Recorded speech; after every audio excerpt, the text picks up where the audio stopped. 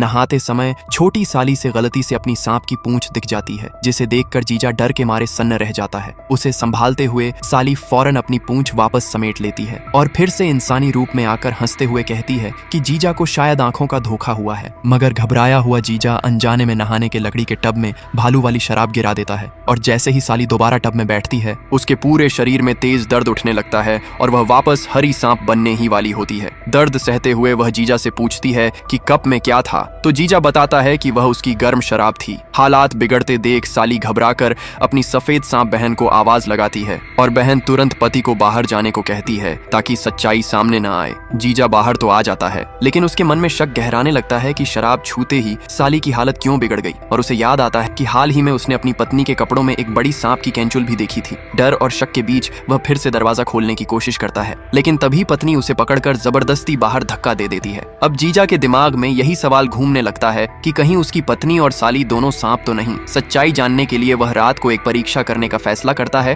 और खाने के दौरान चुपके से पत्नी के गिलास में थोड़ी सी वही शराब मिला देता है। पत्नी अनजान होकर पी लेती है और थोड़ी देर में उसके शरीर पर सांप की चमड़ी उभरने लगती है, जिसके बाद वह गुस्से में जीजा से सवाल करती है कि उसने ऐसा क्या मिला दिया और यहीं से जीजा की असली मुसीबत शुरू होने वाली होती।